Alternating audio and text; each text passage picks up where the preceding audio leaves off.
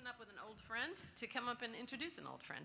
It's a great, great honor of mine to introduce our speaker this morning. Very excited to introduce you all to Dr. Jim Morlino. I could give you a bunch of his resume, but he doesn't really like that. And the better part of the story is that he is the person widely recognized. He won't say this, but this is the truth. Widely recognized for bringing the patient experience scores at the Cleveland Clinic from what could technically be called the sewer to the penthouse. When I first got to the clinic about 11 years ago, there was a patient experience office, but it was just getting started. And the patient experience scores really were as low, I think, as it's maybe possible to go. And the word on the street was, if you want the best technical medical care in the universe, you should go to the Cleveland Clinic. But if you want to be treated like a human being, you probably should go somewhere else. And Jim was appointed, what year? 2009, Jim was appointed as the director of the Office of Patient Experience. Now, Jim is a surgeon and has lots of skills under his belt, but took on this task of turning the Titanic, which an organization of about 3,300 total combined beds hospital system of about 3,300, I think, maybe close to that at that point, and close over 50,000 employees, which is larger than many cities' population. He took on turning those scores around, and he did it, not single-handedly. I'm not going to put a cape on him. He had a great team, but he had to have the vision and the know-how, and he had to be able to read the pulse of the patients and the people who were scoring us. And I'm sure most of you who work in healthcare, you know the acronym for HCAPS, and you know about Press Ganey. So speaking of Press Ganey, Jim is now the Chief Medical Officer for Press Ganey. He left the clinic, and we were sad about that, but he has gone on to help others figure out how to pay attention to what the patients think. Imagine that. And he has just done a phenomenal job. But before he left, he really skyrocketed us into the stratosphere. He started the Patient Experience Summit, which is still going every year. It's coming up in a few weeks. We meet at the downtown Cleveland Convention Center. It draws a couple thousand people from all over the world who look to us to help lead the way. He founded the Patient Experience Journal and is still, I think, head of that. So with no further ado, please welcome my dear friend and colleague and just all-around great human being, Jim Morlino.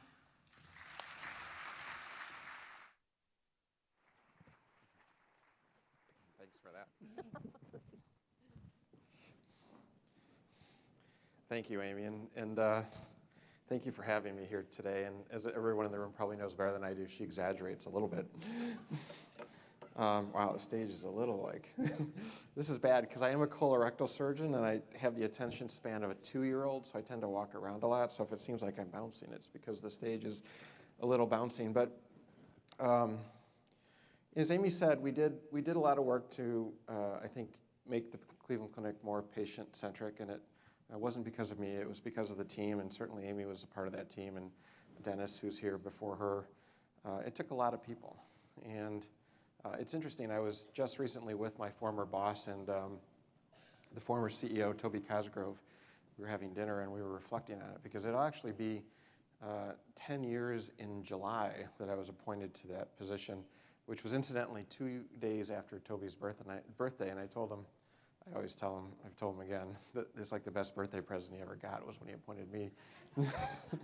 But, we were reflecting on how it started. And I credit it to him, actually, and his leadership and his vision, because he saw this as something that's really very important. Obviously, I'm speaking to a choir, but he saw it as something very important that's missing in healthcare. And he said, when he took over as CEO in 2005, he said, we're going to be different. What helped really catalyze the movement was he was actually speaking at Harvard Business School in 2007, and he was talking about the clinic, and there was a young second-year MBA student in the front row, and after he was talking, she raises her hand and asks him a question, and she goes, Dr. Cosgrove, my father is a gastroenterologist in North Carolina, and he needed mitral valve heart surgery, and Toby was a pioneering mitral valve heart surgeon, and the clinic is known as being the top heart center. And she goes, I know your reputation, I know the clinic's reputation, but he decided to go to the Mayo Clinic because you don't teach your doctors empathy. And then she goes, Dr. Cosgrove, do you teach your doctors empathy? And if you know my former boss, Amy knows him well, he's not someone that you could hush very quickly, but he was just shocked, and the only thing he could say is we don't. And he came back from that trip, and he really decided that, we're going to accelerate this, we're going to double down, we're going to invest more. And it's interesting because at the time, we didn't really think about the impact of Kara Medoff's statement, and that's her name, and we've written about it, so it's public. No relation to Bernie. But when you think about her statement, her question, in one anecdote, she framed the ROI on why something like this is important. I mean, we should care about this for the right reasons, but nevertheless, the ROI question often comes up. But she framed it with one anecdote because when you think about it, back in 2007, at the time, the Cleveland Clinic's heart business was worth about $1 billion in revenue. Half of that revenue came from people outside the state of Ohio. And it doesn't take a marketing genius to recognize that those people can go wherever they want. And they choose to come to the clinic. And what we found through our research, marketing research, is that, like Amy said, people were coming to us for this perception of high quality care, but they were leaving, never coming back because they hated us. And that's inconsistent with your brand. And it was true. It's funny, but true. And we needed to fix that for the right reasons. And we made a lot of progress in doing that. So I always start with my conclusions first. And when Amy and I were talking about this presentation, I said, what's going to be most impactful? And one of the things that we talked about was how I give you information to help ignite the importance of what you do in organizations. And you're here, and so likely your organizations currently support what you do in programming around spiritual care and other things critical to the care of patients. But how can you think about the prerogative on the side of hospital leaders and what they're thinking about relative to patient experience, and how you can better embrace that strategy to advocate for more investment in what you do? Because I think it's critically important, another understatement, right, speaking to the choir, but it's an under-recognized value add to the care that patients want. And hospital leaders don't always recognize that. I was talking to Trace just before this started, and he was reflecting on a hospital whose CEO was going to go through this massive cost-cutting measure, and one of the things on the chopping block was spiritual care, until he had a heart attack and had the epiphany, and then decided that, we can't eliminate spiritual care. And Trace kind of made the comment that every CEO should have a heart attack. I think he's kidding. Just kidding. Sorry, Trace. But it shouldn't take an epiphany like that, right? It shouldn't take something like that for people to really come to grips with understanding how critically important what you do is to patients. So I always start with my conclusions first, because back to being a surgeon and I have the attention span of a 2-year-old, I always go right to the end. With what we do in experience, it starts with safety.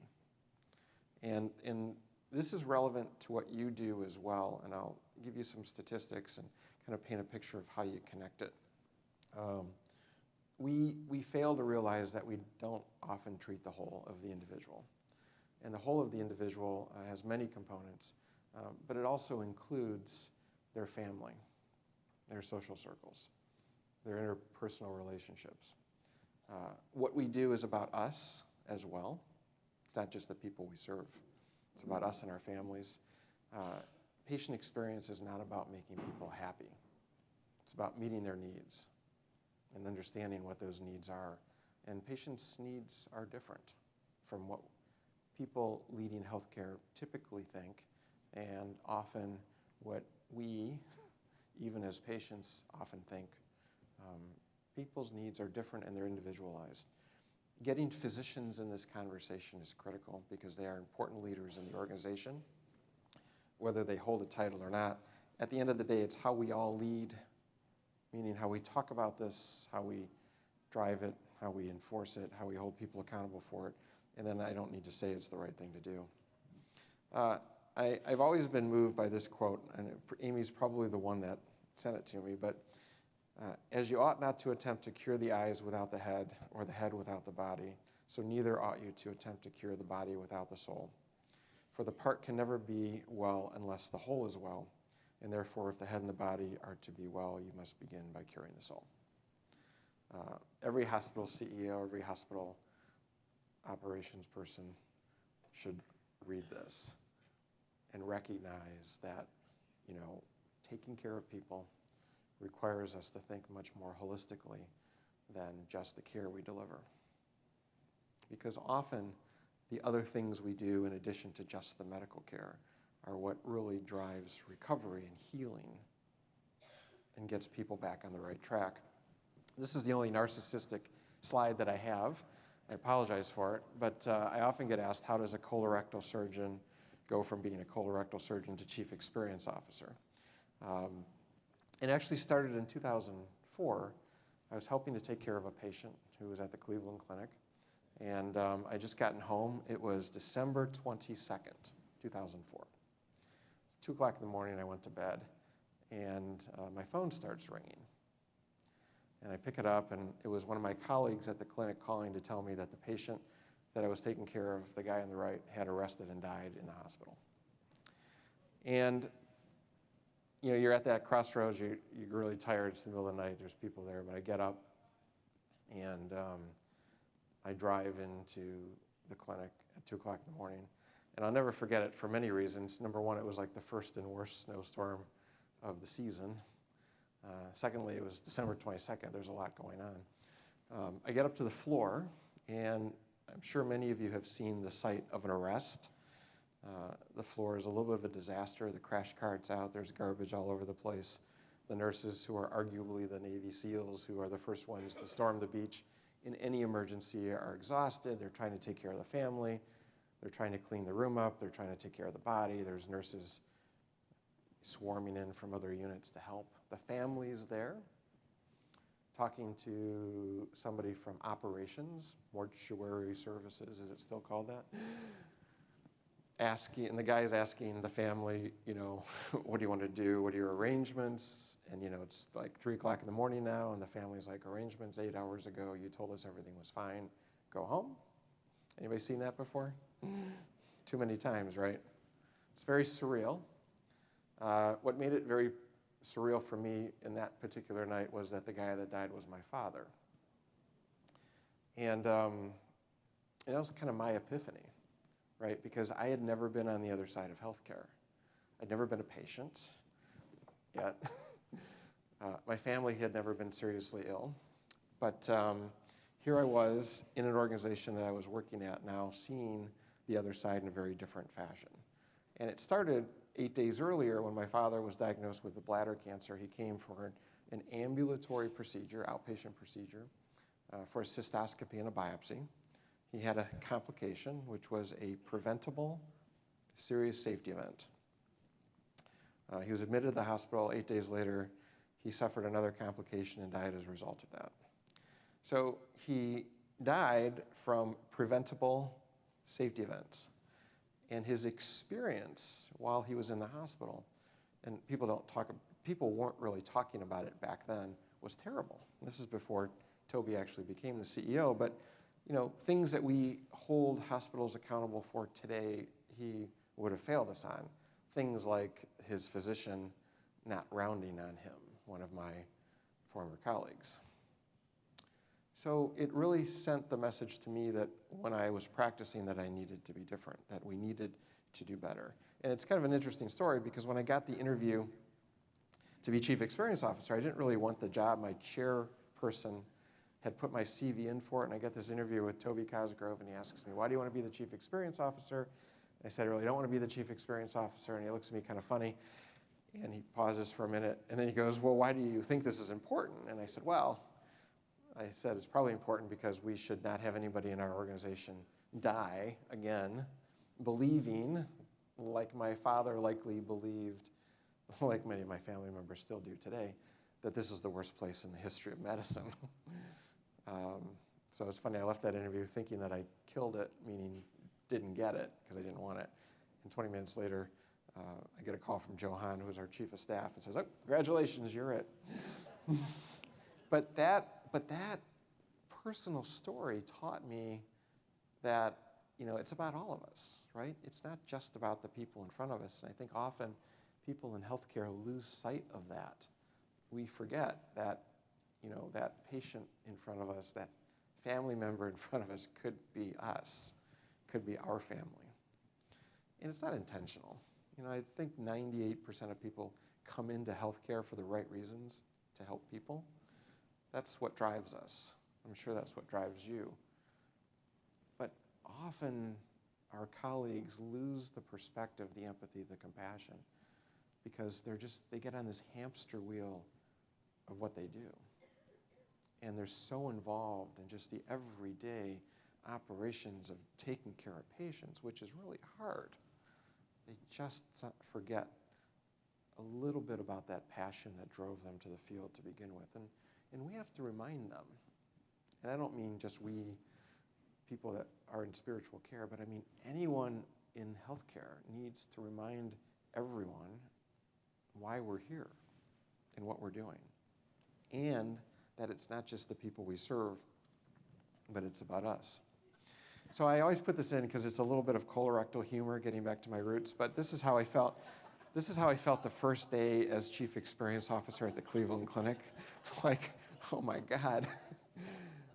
But I also apologize whenever I speak because I don't have all the answers, and no one's going to walk out of here with a plan to change the world. And I think sometimes people think that's what speakers deliver, but I think it's important to lay the foundational question to everybody. When you walk out of here today, what are you going to do differently? And not just for yourselves, but for your organizations, for the movement. The movement meaning, how do we make healthcare more patient-centered? What's the one thing you're going to do? Because we all have a role, and we can all drive this. Our philosophy, my philosophy, is that we're about reducing patient suffering. And I'll talk a little bit more about what I mean by suffering, but patients suffer, families suffer, caregivers suffer. And it's really about how we elevate this idea of patient centricity. But it's also about how we take care of our people. If you look across the country today, every healthcare organization will say, of course we're patient-centric. We have the lapel pin. Look, it's a motto on our wall. Look at our mission statement. But many organizations are not really patient-centric. How are they really driving it from the standpoint of integrating it into everything they do? Less organizations are caregiver-centric. Now, you'll never hear out of my mouth the concept that caregivers are more important than patients. I just fundamentally don't believe that. There is a book, Patients Come Second, which I don't think is a good book because no one comes to work to put their employees to the center of everything they do. Maybe HR does. We are here for the people we serve, which are patients. But you will always hear me say that if we treat our people any differently or, quote, worse than we treat our patients, we will never be successful. We have to keep our people at the top of everything we do as well. Because back to this concept that taking care of people is hard, taking care of patients is really hard. If we don't consider the health of our culture, especially in today's environment where you have rampant things like burnout, problems with resiliency, we'll never be successful. And I would advocate that the work you do, and it's the work of everyone who leads in healthcare, but more importantly, specifically the work that all of you do is a critical factor in how your organizations should go about taking care of the people that take care of patients. If we're not thinking about that as a separate strategy, then we're missing something very important. I'm actually very proud of my former organization, Linda McHugh, who's the Chief Human Resources Officer, and Tom Mahalovic, who's the new CEO, just created an Office of Caregiver Experience to really focus on this problem, because we have to consider the health of our people. And the way we get to performance, and this is where I think helping you understand how hospitals think about executing, is through these concepts of high reliability, which is really nothing more than good process and the way we think about our culture. And high reliability in healthcare is an interesting concept. It's relatively new, but it's been something that's been very prevalent in the military, nuclear power, the airlines. When you consider industries or organizations where failure creates critical errors that cause death, high reliability organizations are those organizations that have really mastered processes to prevent failures like that. And if you think about the airlines, and I am flying later today, so I am a little superstitious, despite what recently happened with the Southwest Airlines, it has been 10 years since there's been a fatal error in the airline industry in the United States. And it's because of these concepts of high reliability. You don't read every single day stories about how bombs get accidentally dropped on aircraft carriers and they blow up, because they have driven to high reliability to such standards that errors don't occur. And it is about the processes that we use, but critically important, it's about the people, our people, that use those processes and the culture that we create to drive the work to really ensure that we're driving towards high reliability. And in healthcare, high reliability is a component that will get us to better safety. It will get us to higher quality, and it will get us to a more patient-centered environment, because we're creating a culture where we're sustaining a culture where people are more mindful about how they're doing their job every day. And we need people to be mindful, because when they pay more attention and they're in the moment, we treat people better. We treat patients better. I think that patient experience is not just about making people happy. It's not just about patient centricity. It's about all three of safety, quality, and patient-centered care.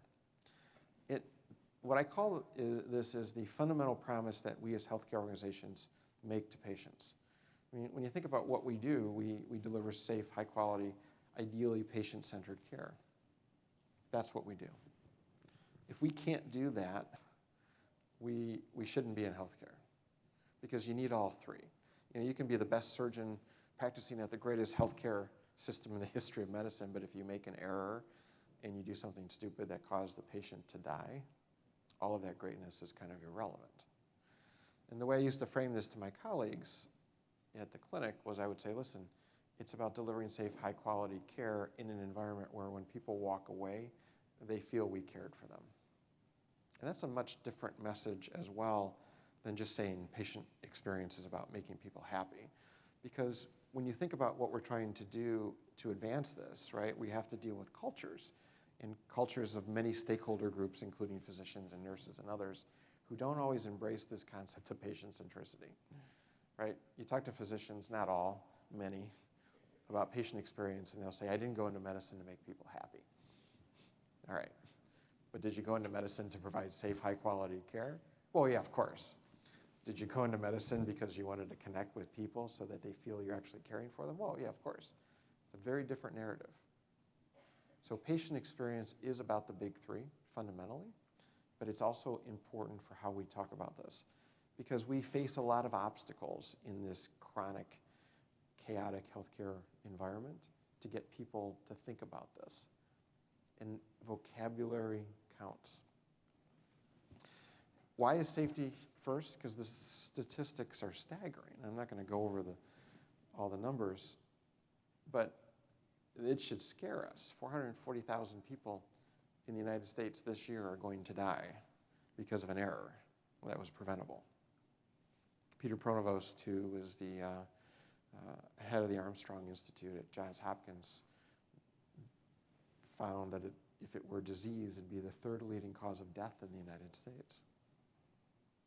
So it's staggering, right? And again, it doesn't just affect the people we serve, it can affect all of us. You know, you heard my story. I'm sure we could go around the room, and many of you may have experienced one, or had a family member experience one, or had someone that you know experienced one. But if you take it to the next category, which is where you work, I'm sure you've seen them in your organization, so it has to be number one. So how do we think about patients? Now, when I told my wife I was giving a talk about patient experience to this particular group, she kind of looked at me funny and goes, shouldn't they be teaching you about patient experience? Because I probably know more about it than you do. I said, listen, I'm doing it as a favor to Amy, but my wife's a physician. She likes to remind me to get over myself many times. Patients don't come to us because they want to, right? Nobody wants to be a patient. Anybody want to be a patient? Like, who wants to have heart surgery? That's like frightening. But we forget that sometimes, right? So they're different. They're not using us because they want to use us. They're using us because they have to use us. And what we fail sometimes is to listen to what's really important to them. And I talked earlier about meeting patient needs, right? And we think there's some basic things that patients need. Well, they come to us because they expect high quality health care. Well, of course they do. Although they really don't know what high quality is, right? And sometimes they evaluate us based on things that they think are important, that are surrogacies for what we do. And when you take the time to really listen to patients, you sometimes break down your belief systems on what you think is important. And we did a study at the clinic several years ago. My colleague, Kelly Hancock, who's our chief nursing officer at the time, still is. We used to say we were partners in crime and patient experience because there was no error between us on how we thought about this. So we hired this group to come in and do a study to really drill into what patients were thinking and saying. And it was an interesting, interesting conversation because Kelly and I are in this debrief, and the researcher is presenting the results and puts up the word stressful, and Kelly leans over to me and goes, did we just spend $150,000 to have a researcher tell us that being a patient is stressful? And I said, uh-huh. And then she goes, in only the fashion she could do, you're telling Toby, not me.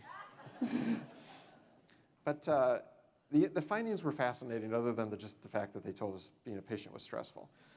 But it's stressful, right? Being a patient. There's incredible anxiety. And yes, the joke was getting a little bit deeper when he put this word up. Of course of course patients are anxious. There's fear and terror, right? We often don't talk about that. There's incredible uncertainty. And by the way, we all, maybe not this group, but people taking care of patients, other people taking care of patients, make the uncertainty worse because of how we don't communicate well. So I could ask a true or false question to each one of those, to everybody in the group, and everybody should answer true, right? No one should answer false, that these are patient emotions. But the first fascinating epiphany from the study was that these are not only the emotions that patients experience, but their families experience those emotions as well. And I recently heard somebody say that, when we are diagnosed with a disease, our families are also diagnosed with the disease. And we often don't think about that. You probably think about that more than the typical caregiver does. But the typical caregiver, a physician or nurse, doesn't think about it. And if you ask them a true or false question, do these things affect the family? Of course it's true, but we're not mindful about it, right? We don't actively engage in that conversation. We don't address the family often, some do, in a way that really captures the spirit that we're treating the human condition more than just the patient's disease.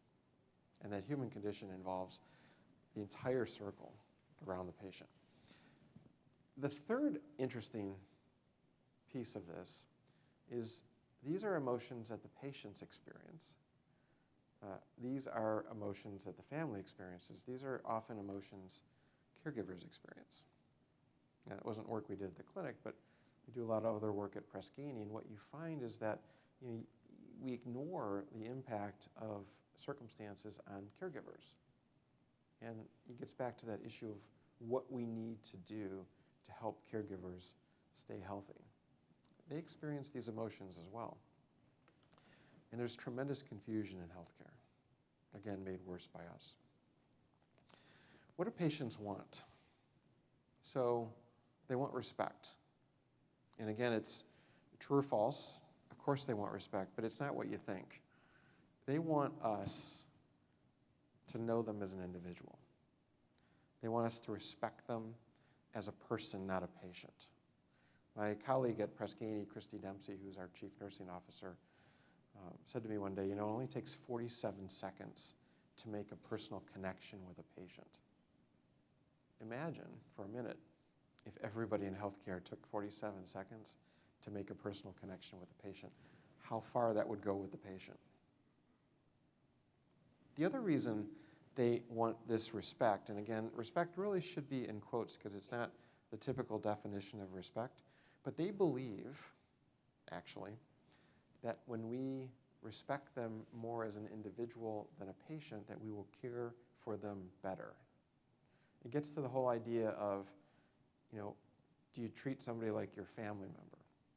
Well, patients believe that when we treat people like family members, they get better care. So they want us to have a connection with them. Patients didn't read the medical books where it said we have to be objective and stay detached, otherwise it'll influence our decision making, which is baloney.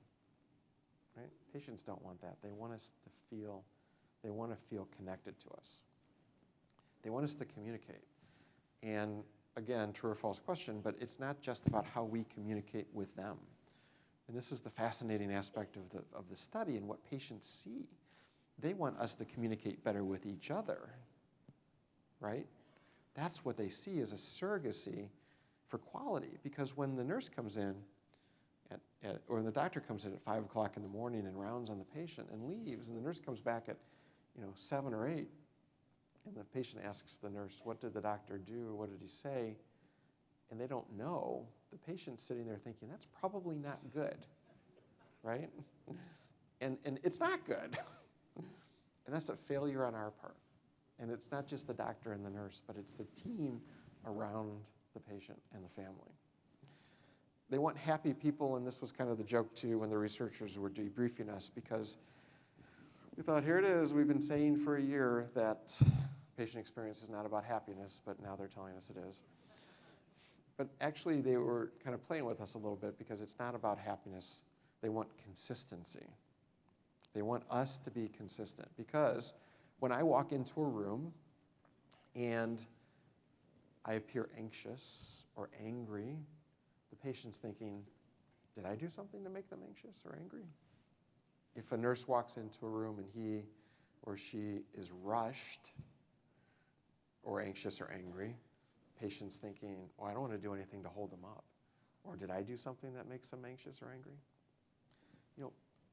Patients and their families hold us, the care team, in incredible regard. They put us on a pedestal. And they watch us, they listen to us, and they're always judging what they do against us because they don't want to inconvenience us. So we have to be consistent. We have to be thoughtful of how we're reacting. So again, it's not about smiling, it's just about knowing how we're reacting to our environment. And they want empathy. Now, no one came out in the study or in the studies we've done since and says, I want more empathy. I wish Dr. Merlino were more empathetic. It's not what patients say. What do they say? They say, I wish he understood what it's like to be me. That's how they say it. And again, it's being mindful, right? Imagine how great it would be if everyone in the circle around the patient could be more mindful about empathy and compassion. And that's part of our responsibility as well, because we often don't think about how many people actually take care of people, right? When I first took over the role of Chief Experience Officer, again, going back to my office, not knowing exactly what experience was, I did the only thing I could think of is I asked my patients. This is a patient, she was 53 years old. She was diagnosed with recurrent rectal cancer. It's a very sad story. But I said, listen, I want you to keep track of everything that happens to you in the hospital. And let's just see how your experience is. And that was interesting. But what was more interesting is she actually captured the name of everybody that took care of her. Now, she stayed 5 days. There were 8 doctors. That includes my resident and fellow. But there were 6 staff physicians, including me. How many nurses do you think there were? 5 days. 10? 20? 60. 60. Now, at this point, it wasn't a contest where, she had this book and people were running into her room to sign it because they wanted to be part of the study. She was remembering and writing down the names of people that actually participated in her care. 5 days, 0 complications. At the end of that 5 days, when I went in to discharge her, she says to me, Dr. Merlino, I'm really sorry. I forgot to have 3 people sign the journal. I thought, wow, I don't care what you experienced. This whole idea of how many people took care of you is fascinating. And like, oh my God, a light bulb goes off because of course a lot of people take care of patients. That's like the stupidest epiphany I've had in the history of my career, and it happened to be the first one. But it said to me immediately how important everybody is, right? This power differential is nuts. It's not just about the doctors or the nurses. It's everybody that's touching the patient, the transporters, the people serving the food, the EVS workers. And it's fascinating because we did a study in my organization last year working with a company called Compass One, where we looked at the impact of EVS workers on a hospital's brand. And what we found is that when the patient perceives, and we published this, so it's public, when a patient perceives that the EVS worker and the food service worker are part of the team taking care of them, guess what happens to the hospital reputation scores? They go up, right? When the patient perceives that they're not part of the team, reputation scores are less. And it's fascinating because patients see these things. Remember, they're like prisoners. They're captured in the moment. They can't go anywhere. They're watching everything we do. We're going in and out in a frenetic pace. We have moments of contact with them. You guys probably have longer moments of contact with them, but even your contact with them isn't that long, but they're there. They're watching, they're observing, they're paying attention, and they know when people don't get along well that that's probably not a good thing, right? They're judging us based on things they think are important, and their judgments on what is important are right? Those things matter. Fascinating study we did along with this one was we looked at the impact of food on experience. And what do you think is the most important element of a patient's perception of their hospital food relative to reputation? Raise your hand if you think it's quality of food. Nobody thinks it's quality of food? Wow. Raise your hand if you think if it's taste. If it's warm, right?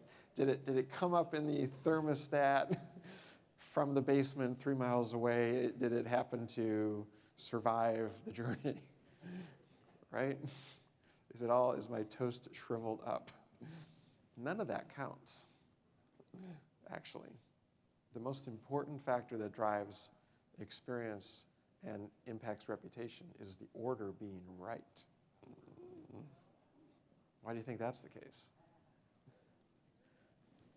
It's because if you think about that person in the bed, they control nothing, but they have some control over their food. And when it's not right, they think, God, I can't even get this right. This doesn't even work. I can't even control my food. They come into the hospital expecting the food to be bad. So they don't, it's true. They don't know, come on, I'm gonna go have a meal tonight at the hospital. I'm really looking forward to it. It's Friday night. My wife and I date night. Because it's great food. No. Patients know it's not great food, but it's the accuracy of the order that they feel empowered that they can still control something. That's what's important to them. So again, the common theme, right? What's important to the patients? What are their needs? So we generally get the physical care right, although not always. We do a pretty crummy job at the mental care, right? There's a crisis in this country on mental health care. We don't often pay attention to the emotional aspects, and likewise, we miss the spiritual aspects. But if we're going to be successful, every hospital CEO should be thinking about those four elements together. I think, and I don't want to overvalue my previous organization, I think we did that pretty well, because we really made this commitment to whole person care, that it's not just about the care that we provide to them from a medical standpoint, but we want them to feel cared for as an individual. We want to meet their needs. We want to provide what they think is important to their recovery. That's got to be our standard. If we're missing any one of those pieces, then we fail. It's not okay just to treat people from the medical standpoint. This idea of patient suffering. So there's inherent suffering associated with a diagnosis that you just can't alleviate. There's inherent suffering associated with treatment, and then there's this idea of avoidable suffering that comes from things that we do, defects in care. Our goal has to be to alleviate suffering by responding to inherent patient needs and preventing the avoidable suffering. That should be the way we think about patients. That should be how we align our operations. Because there are things that we can't completely eliminate, but we can help mitigate them, the pain and suffering of a diagnosis and treatment. But things like not communicating, not providing specific needs for individuals, we can control that. And we used to think in patient experience that it was about delighting people. The whole hospitality, let's make Disney your hospital, right? That's not what people want. The needs of people going to a hotel or going to a theme park or, are very different, right? Again, no one goes to healthcare because, hey, something to do. Very different. We're not delighting people. We're meeting their needs. We're focusing no longer on just the amenities. It kills me every time a CEO asks me, well, if we just had private rooms. No, it's not going to do it. Because the data shows that whether you have private rooms or semi-private rooms, the needs of people in those rooms are the same. They want to be cared for. The aesthetics, they're nice, but they don't override how we connect with patients. And it's not about wowing in healthcare. I used to tell physicians, and there's good studies on this that show, you don't need to make them smile. You don't need to smile. If you just communicate effectively, they're going to like you. And by the way, it shouldn't be about being liked, right? It should be about them thinking you're communicating, that you're connecting. That's what patients want. So how do we think about it differently? We have to understand the defects in the process. And we all have a role in this, because the biggest pain point for caring for patients is process defects. And we know them everywhere. We see them every single day. And it gets to the point where we just tend to ignore them. We know that patients are reporting on critical issues. And we want to make sure that we're providing clarity around how we communicate those critical issues. We want to educate patients. We don't have the right to make care worse. This is a model that my colleague at Prescaney, Deirdre Mylod, she's a social scientist, talks about all the time. It says we make care worse. We make it harder because we don't communicate or we don't connect, or we don't take the time to understand what's really going on in the mind of patients. And it doesn't take a lot of time. I hate it when physicians, I'm talking to doctors, I'm picking on doctors a lot. I am one and I'm married one, so it gives me a little portfolio to do that. They say to me, well, I don't have time to do this, right? I have to see more patients. Well, how much time does it really take? You may not be empathetic. Could you say a few words that make you seem like you're empathetic? That may help a little bit. I get the fact that I tell you that smiling is not important, but maybe if you smile occasionally, that actually might help. So how do we respond to it? So preventing avoidable suffering, as I said earlier, ensuring safety, teamwork, being courteous, avoiding unnecessary waits, paying attention to the environment, offering amenities as necessary, doing service recovery, but responding to inherent suffering, the things that we can't avoid, right? The things that are part of the diseasing diagnosis. It's the skills we create. It's managing patients' pain, and pain has become such a terrible lightning rod buzzword concept, but it's important, right?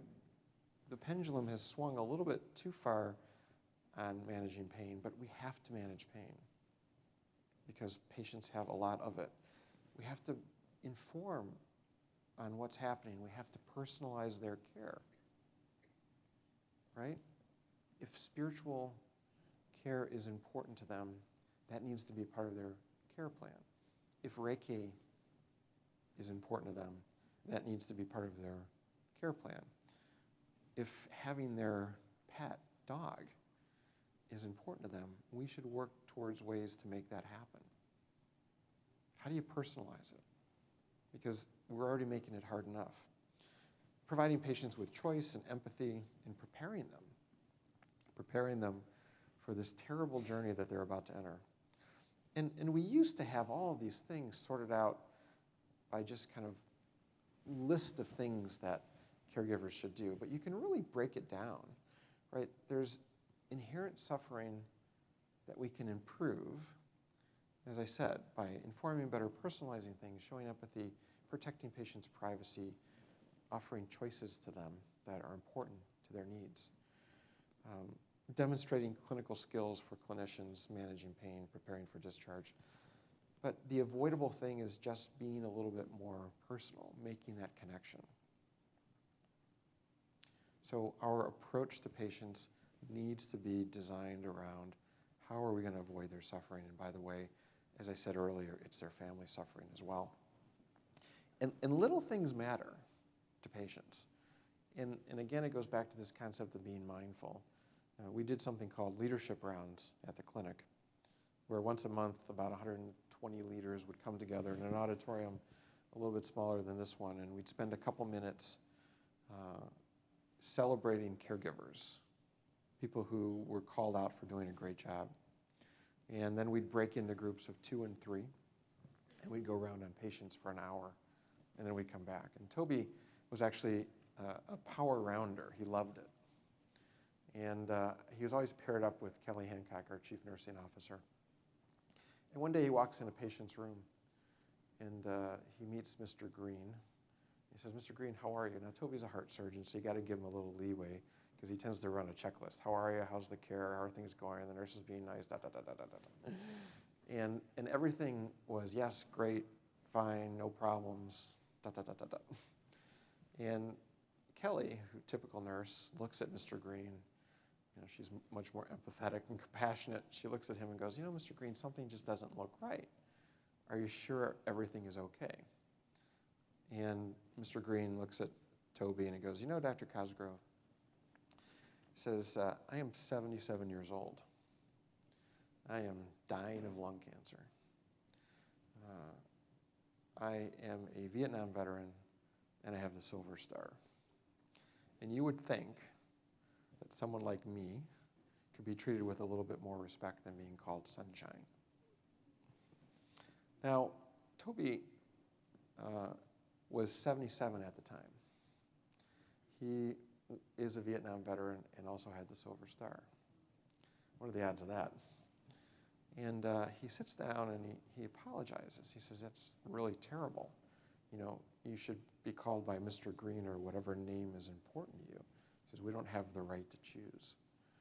And what was fascinating is when we went back and we talked to the physical therapist who called Mr. Green Sunshine, she's like the greatest person in the world, right? You'd want her to take care of your parent or your child. She calls everybody Sunshine.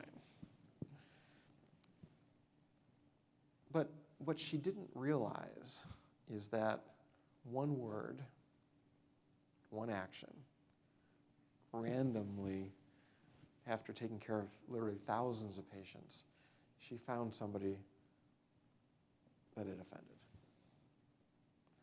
And it was an interesting day after that session because as Toby and Kelly were getting ready to leave, Mr. Green says to Toby, and by the way, Dr. Cosgrove, if you didn't notice, I'm black. And I see you being called Sunshine as a racial slur. So two things.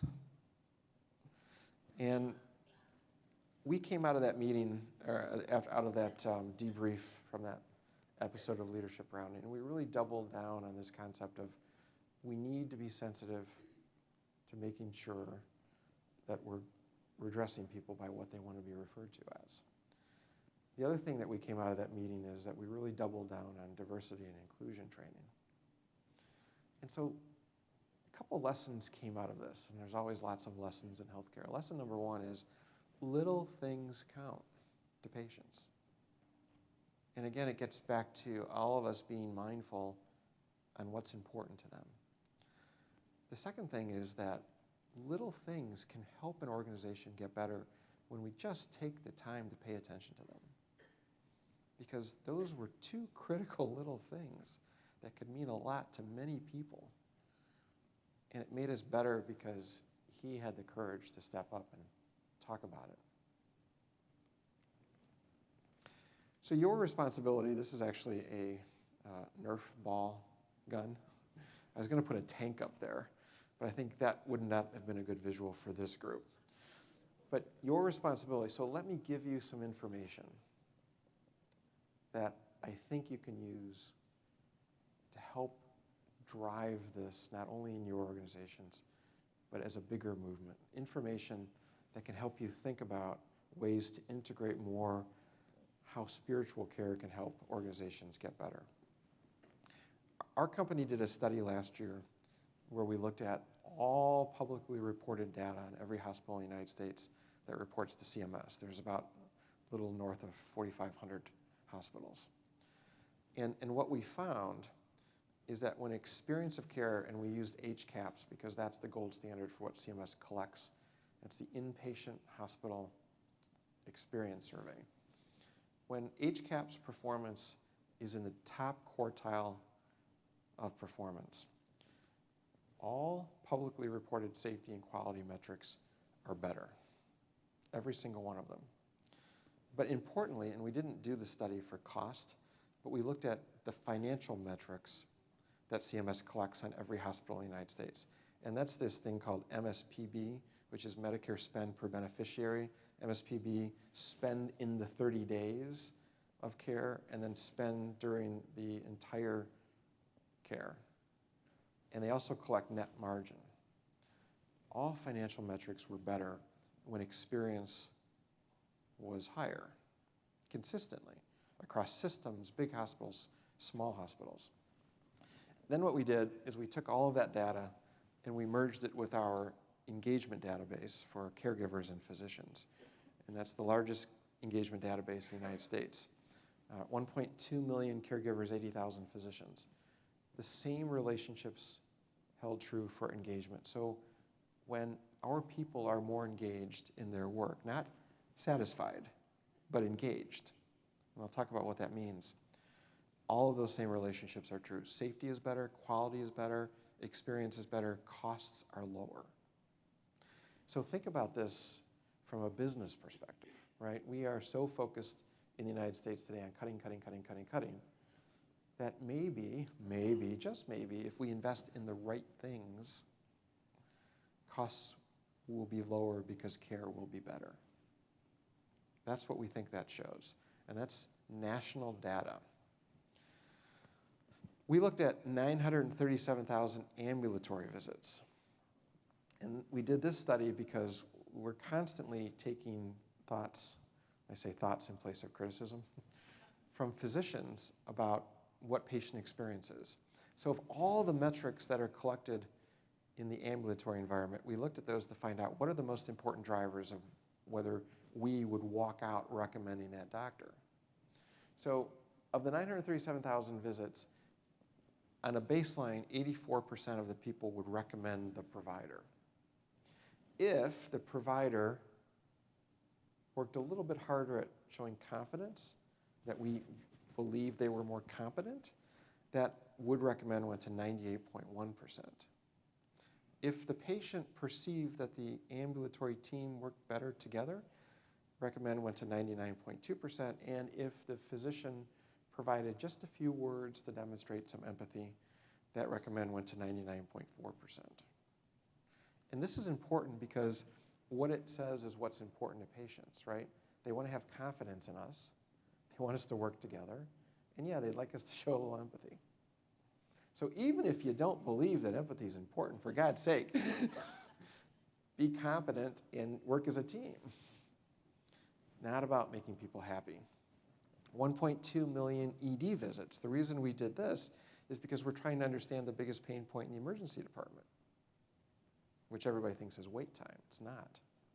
So 65% of the people walked out recommending that emergency department if the staff showed some concern, cared for you, made some statements, showed a little empathy, that would recommend went to 91.4%.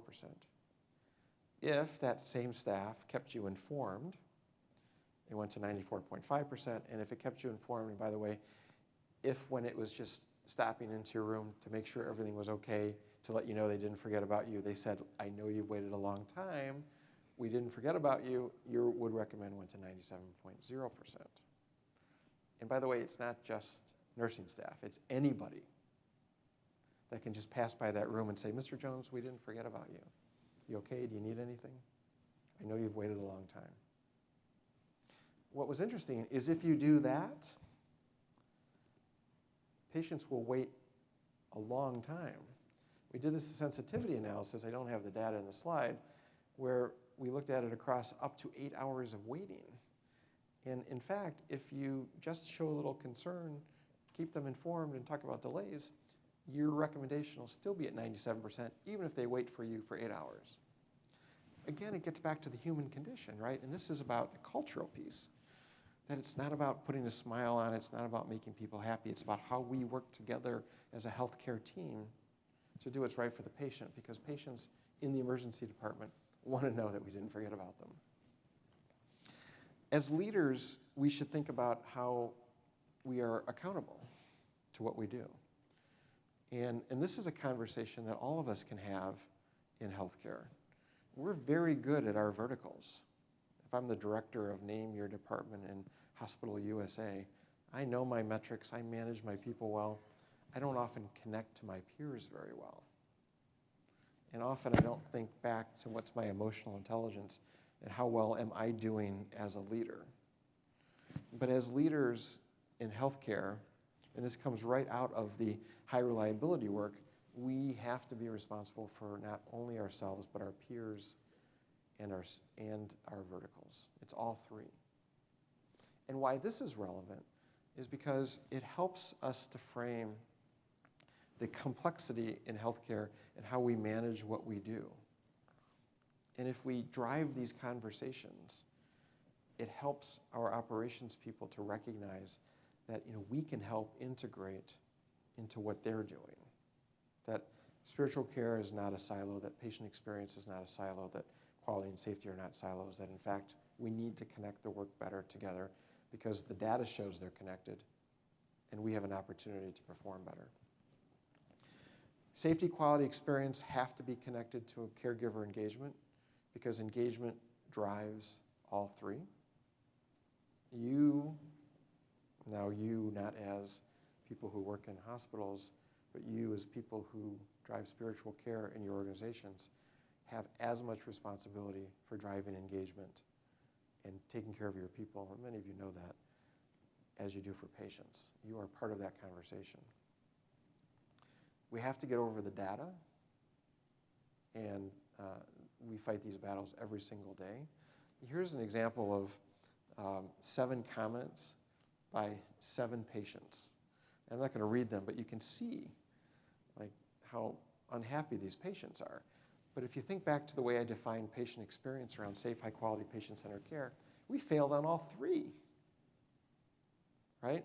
And often when you talk to leaders and healthcare physicians about patient experience, the first thing they say is, oh, that data it's terrible data. Anybody heard that before? It's the patient's perspective, so it's not terrible, right? We should listen to what patients tell us. So this is 7 comments by 7 patients over 90 days about 1 surgeon, right? That changes your perspective a little bit. And if you just had 1 bad comment, you might just kind of throw it under the carpeting. But if you have 7 over 90 days, that's a problem. That's bad care. There's a bigger problem than just patient centricity right here. This person is putting your organization at risk. But back to the data issue, right? We don't have a right to say what patients tell us is not important. And I hate it when people try to imply that, because it is important. I talked about reliability, and I'm just going to bring it up briefly because it's easy. It's about the processes we put in place. It's about the work we do to align our cultures. And it's about making those processes intuitive. And there's nowhere that became more clear to me than with this story. I was in my role for about a week, and this letter was on my desk, and this picture was in it. And the person on the left was a patient who had died.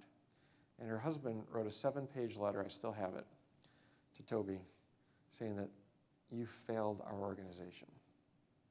And I'm reading it, and I'm thinking, oh my God, what did we do? We missed something, right? We missed the diagnosis, we gave her the wrong treatment, she had a safety event, oh my God. I'm in clinical delivery mode here. And I'm reading through the letter, and he describes what happened. She was diagnosed with breast cancer, found on routine screening. She was treated and cured, complete cure. She recurred. It was caught. She was treated for the recurrence. It was controlled. It got to a more advanced stage, was no longer able to be treated, and she went to hospice. The medical care was perfect. There was no mistakes. Completely perfect, by the book.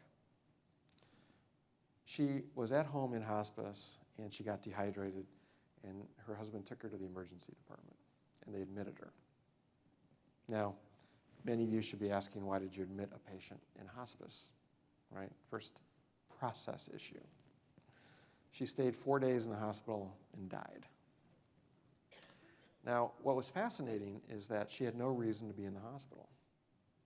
None. She had been rehydrated. She's still on hospice, but she couldn't get discharged. Every member of the care team was told by the family, she just wants to go home. She just needs to go home. Everybody knew it. How do I know everybody knew it? Because I reviewed the medical record, and nearly everybody documented it. But we couldn't get her home. No medical reason to be in the hospital. And we get to the last couple lines of the letter, and it's funny because even after 10 years, I get very emotional about this. He goes, she just wanted to be at home to die with her family and with her dogs. And you failed. And he was absolutely right. We failed. And why did we fail? We failed because, not because of the care. The medical care was great. We failed because of the process. We didn't have good process. And we failed because of our culture. Because everybody wanting to try and do the right thing, but nobody stepping back and being mindful of what, quote, the right thing really was. That's why we failed. So what we do to drive the experience is about the processes we put in place and the work we do to get our cultures aligned around executing on those processes. And it sounds so mechanical to break it down like that, but that's what it is about. But that culture piece often is ignored. And it's not just about getting people aligned around values and getting people to be nice. It is about getting people to pay attention. It's about getting people to be mindful. It's about getting people to be mindful of patient needs. I think there are 6 transformational principles that can help any organization. It's commit to zero harm. It's truly put patients at the center of everything we do, not just have it as a lapel pin, but action our operations, make sure that we're paying attention to what patients' needs, make sure that when we understand what patients' needs are, that we're giving them things that address those needs. It's recognizing that safety, quality, patient centricity are connected. And then it's using good data. It's paying attention to what patients are telling us, really using that data in how we function. It's focusing on our culture and developing our leaders and holding people accountable to do what's right for people. And those are simple things. That's what we're trying to get every organization to think about relative to driving this patient-centric strategy. That it's not just a vertical. It is all-encompassing of everything we do. These are 10 critical elements that I think sharpen execution, that all of you can drive, that you can challenge your organizations. When I walk into a board meeting or a meeting with a hospital C-suite, the first thing I do is pass out note cards. And I tell them, I'm a new employee, you just hired me. I'm sitting in front of you. I ask you, what's the definition of patient experience? I ask them to write it down. They do. And then I flip it over, have them flip it over, and I say, thank you for telling me your definition of patient experience. How can I help? What do you want me to do? Write it down. And try it in your organizations. The first thing you find is that all the definitions are different. You know, if the CEO and the CNO and the COO and the C blank, blank, blank, whatever title you want to give them, doesn't know how to define it, what do you think the janitor on the front lines is going to think? What is the nurse on the front lines going to think?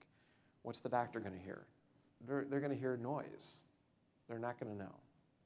If we can't clearly articulate what we want people to do, process, they're not going to do it. It doesn't work to say, and some of the answers are fascinating, treat people the way you want to be treated. Well, I could be a masochist. Treat people like your mother. Well, maybe I don't like my mother. Right? That's not enough. My favorite is show empathy. Be empathetic and compassionate. Oh, I don't know what that means. I mean, actually, I do know what that means, but most people don't know what that means. What does empathy mean? If you go around to 10 people in the hospital and say, define empathy, you'd be surprised what people tell you. My point is, we need to be specific. You know, don't say just show empathy. Say, ask them something personal about themselves. Make a connection. Share something. Tell them you understand what they're going through. Those are specific actions. So, make patient experience a strategic priority. Define it. Develop the narrative. So can the top 50 leaders articulate pretty much the same way what patient experience means for your organization? Integrate that narrative into your enterprise communication strategies. And that's more complicated, or it's more complex than just having a communication strategy. It's integrating it. How are you telling patient stories to reinforce the narrative? How are you telling caregiver stories to reinforce the narrative? Good and bad, right? Are we always talking about it? Are we always communicating it? Is every piece of email that touches all of our people in the organization, are we talking about patient experience as a strategic priority? Get a cross-functional team to lead it. If you are trying to lead patient experience and it's just buried in nursing, that is not going to work. If it doesn't include physicians, that is not going to work. If it doesn't include your spiritual care people, that is not going to work. If it doesn't include operations people, it's not going to work. It's everybody, because we have to connect those verticals back to that leadership accountability, right? We have to work with our peers. Use the data in a focused way. Stop attacking the data. I get crazy when people tell me, oh, if I could just get a little more analysis and understanding why I'm so bad. I'm like, dude, you're the 10th percentile Monday through Friday, 10th percentile at night, 10th percentile on the weekends, 10th percentile in the cardiac patients. When you have the agency nurses, dude, you're just in the 10th percentile. When you get to the 80th percentile, then come back to me and say, maybe we should ask the question, how can I get to the 90th percentile? But can you do better than the 10th percentile? You don't need a deeper analysis, just use the data. Sorry, I get a little soapboxy on this stuff. But pay attention to the comments too, because comments tell a story. You saw the 7 I showed you. That's important stuff, right? Even if you hate patient experience and you're not patient-centric, you're not rounding on your patients, that's a critical element of being a physician. Define the behaviors. I talked about that, right? People need to know what you want them to do, and you are educators, not only in your role for what you do, but you are real educators. Be specific about how we teach people to drive the patient experience. Be specific about what we want them to do. There's an opportunity here. Integrate into strategic talent management. I travel across the country working with healthcare systems. We touch 90% of hospitals with something. I am just amazed at how transactional HR is in healthcare. Okay, who do I need to hire? Who do I need to fire? Just to performance evaluate them. Okay, good. Pay them. Right? We should be asking the question, who are we hiring? How are we onboarding them? Do they align with our values? How are we rewarding them and recognizing them? I'm not an HR expert, but clearly when you look at the HR literature, people respond better to rewards and recognition than just pay raises. So that's got to be a strategic component of this. It's got to be integrated. And then what are the tactics we're doing? How are we focusing our work? I was with a chief nursing officer in a system down in the Southwest, and she was just yelling at me because her nurse communication scores were in the 30th percentile. And she's rattling off all the stuff that she's doing. Oh, I'm doing hourly rounding, and my managers are rounding, blah, blah, blah, blah, blah. I'm just like, it's like a punching bag. And finally, I'm a little sarcastic, as Amy knows. So I looked at her and I said, maybe you're doing too much. I was only half being serious, but it was true. So we inventoried everything she was doing, and literally she had a list. And then we did a survey. And we asked the nurses anonymously and the nurse managers anonymously to rate how often they were doing the best practices. Well, nurse purposeful hourly rounding, the nurses said it was being done 50% of the time. The nurse manager said 60% of the time. Nurse manager rounding, the nurses said 30% of the time. The nurse manager said 100% of the time. Everything dropped off from there. Right? Whiteboards. The nurses admitted, probably 20% of the time they were filling them out. So what we did was we said, let's cut back. Let's do things that really count. We know that nurse manager rounding really counts. We know that purposeful nurse rounding really counts. We know that whiteboards probably really don't count, right? They're nice to have. So she stopped enforcing a lot of the things they weren't doing anyway. Didn't take the whiteboards down, but we said, okay, we're no longer going to make that an obligation, but we are going to mandate nurse manager rounding and nurse purposeful hourly rounding. And guess what happened? A couple things. Scores went up. Amazing. Second, the nurses loved it because finally somebody was saying, we're doing too much. Let's do less. So focus the best practices is really critical. And this probably directly affects you as well because I'm sure you're doing a lot of things. You have to ask the question, what really makes a difference? And of all the things that are being done, how well are you doing them? When you look at best practices in safety and quality and experience across the country, they fail because people don't do them or don't do them right, or we don't hold people accountable for them. But if you really focus on what counts and train people and hold people accountable, that's where results start to happen. So it starts with safety. We have to treat the whole. It's about us as well. It's not about happiness. It's about meeting patients' needs and reducing suffering. physicians are a critical element of the leadership of this. They often are ignored. Ignored is a bad word, but they're often not part of the discussion, and they need to be. They're very important informal leaders. And this is how we lead, and it's all of us. It's all of us that should be really banging the drums really loud on this concept of patient centricity and why it's important, why meeting the individual personalized needs of patients is critical. And at the end of the day, for the doubters, I always tell them, it's the right thing to do, come on. So thank you very much for having me. It's been a real honor, and I have enormous respect for the work that you do. And I think you have an incredible opportunity to really use this as a platform to help to change healthcare and make it better. Thank you.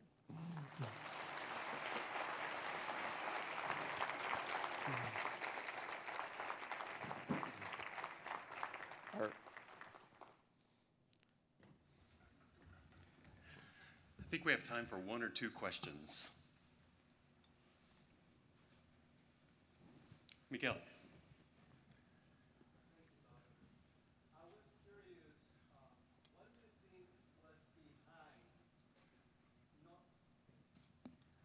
I was curious, what do you think was behind people not being able to catch about the story of a patient that was on hospice and was admitted? What was behind that? Nobody was able to catch that. Yeah, I think it was people not connecting the dots. You know, nobody wanting to do the wrong thing. And the wrong thing being, oh my God, if we send her home, is something bad going to happen? Well, you know, no, something good is going to happen. She's going to die with her family and dog. So I think it's just fear, people always trying to be overprotective. And I think it is mindful, like, you know, well, she's on hospice. She doesn't need to be here. And the other thing I think it was that, you know, one thing we didn't do, which we should have done, is we should have debriefed the team. And to this day, I'm sorry we didn't do that. But I think there was a lack of communication. I think that people were just kind of going on about their duties, and you know, people really weren't communicating, huddling on patients, and discussing, you know, the care plan and needs. So, you know, like my father's story, right? Nobody didn't want to be compassionate or empathetic or provide great human caring, but it was process failure, right? All of the people that took care of her were caring people, committed, but they just weren't connecting the dots. I saw Joe Claire Wilson's hand in the back.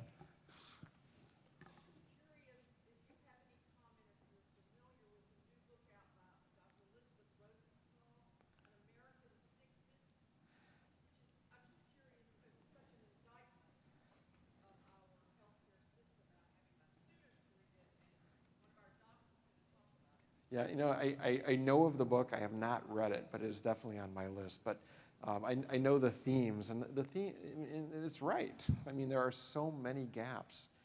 Let me step back. You know, we have the greatest healthcare system in the history of the world. You know, if you are sick, you want to be here. But having said that, you know, that all of that greatness is only good for certain pieces of it. There are healthcare systems across the world that do a better job of the things we don't do well. Right? Connecting the dots, managing people across the continuum, connecting the emotional and psychosocial aspects, mental health care. So, you know, we have huge gaps. They need to be fixed. It's hard. Thank you. My pleasure. Thank you. Appreciate you.